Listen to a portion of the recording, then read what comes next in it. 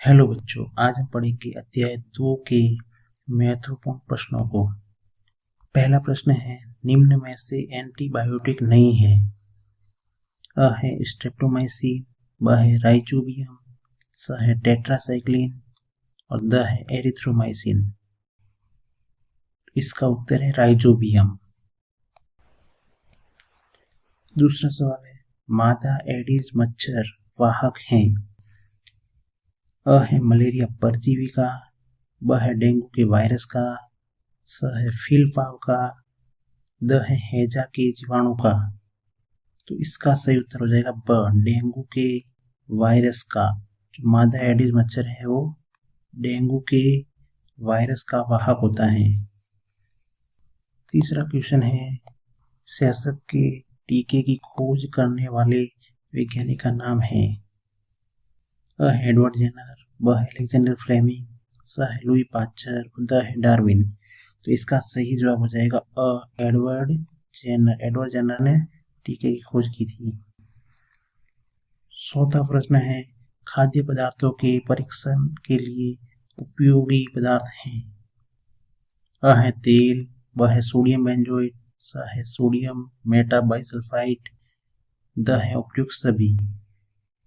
तो इसका उत्तर हो जाएगा उपयुक्त सभी। इन सभी का उपयोग है जो परिरक्षक के रूप में किया जाता है। पांचवा प्रश्न है, निम्न में से नाइट्रोजन का स्रोत नहीं है।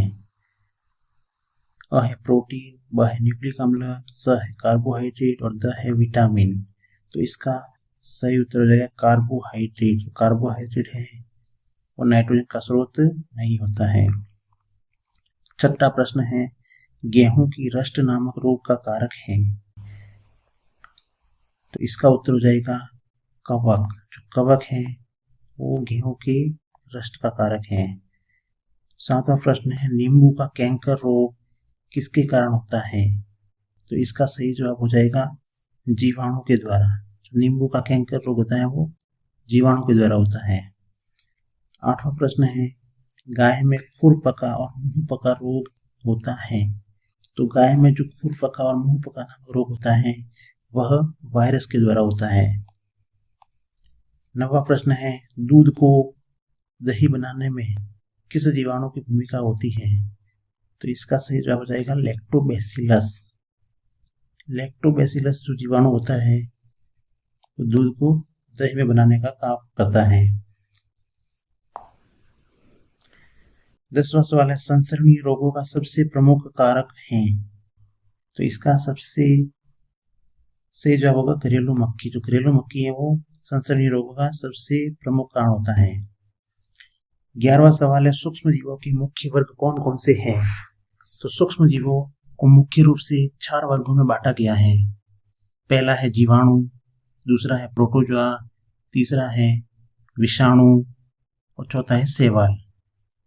12वां प्रश्न है, वायुमंडलीय नाइट्रोजन का मिट्टी में स्थिरीकरण करने वाले सूक्ष्म जीवों के नाम लिखिए। तो इसका उत्तर है राइजोबियम और नीले हरे शैवाल जो होते हैं वो मिट्टी में नाइट्रोजन के स्थिरीकरण का करने का काम करते हैं। 13वां प्रश्न है, किण्वन क्या है, इसकी खोज किसने की। तो चीनी के अल्कोहल में परिवर्तन की प्रक्रिया को किण्वन कहते हैं और किण्वन की खोज है वो लुई पाश्चर नामक वैज्ञानिक ने की थी। 14वां प्रश्न है, खाद्य विषाक्तन या फूड पॉइजनिंग क्या है। तो सूक्ष्म जीवों के द्वारा संदूषित भोजन से खाद्य विषाक्तन होता है। भोजन में उत्पन्न होने वाले सूक्ष्म जीव कभी कभी विषैले पदार्थ उत्पन्न करते हैं जो भोजन को विषाक्त बना देते हैं, जिसके सेवन से व्यक्ति भयंकर रूप से बीमार हो सकता है और कभी कभी उसकी मृत्यु भी हो सकती है। 15वां प्रश्न है, सजीवों को भोजन ग्रहण करना क्यों आवश्यक है। तो इसका उत्तर है, सजीव विभिन्न जैविक क्रियाओं जैसे पाचन, श्वसन, उत्सर्जन आदि के संपादन हेतु भोजन से प्राप्त ऊर्जा का उपयोग करते हैं। 16वां प्रश्न है, टीका या वैक्सीन क्यों लगाया जाता है। तो इसका उत्तर है, रोग कारक सूक्ष्म जीवों से शरीर की सुरक्षा बनी रहे, इसके लिए टीका लगाया जाता है। 18वां प्रश्न है, पाचरीकरण किसे कहते हैं? तो दूध को 70 डिग्री पर 15 से 30 सेकंड तक गर्म करते हैं और फिर एकाएक ठंडा कर उसका भंडारण कर लेते हैं। ऐसा करने से सूक्ष्म जीवों की वृद्धि रुक जाती है। इस प्रक्रिया की खोज लुई पाश्चर नामक वैज्ञानिक ने की थी, इसलिए इसे पाश्चरीकरण कहते हैं। 19वां प्रश्न है, प्रतिजैविक अथवा एंटीबायोटिक किसे कहते हैं? इसका उत्तर है कि वे औषधियां जो बीमारी पैदा करने वाले सूक्ष्म जीवों को नष्ट कर देती हैं या उनकी वृद्धि को रोक देती हैं, प्रतिजैविक अथवा एंटीबायोटिक कहलाते हैं। 20वां प्रश्न है, खाद्य परिरक्षक किसे कहते हैं? सूक्ष्म जीवों से भोजन को बचाने के लिए कौन सी विधियां उपयोग में ली जाती हैं? तो नमक एवं खाद्य तेल का उपयोग सूक्ष्म जीवों की वृद्धि को रोकने के लिए सामान्य रूप से किया जाता है, अतः इन्हें खाद्य परिरक्षक कहते हैं। सोडियम बेंजोएट और सोडियम मेटा बाइसल्फाइड सामान्य परिरक्षक होते हैं।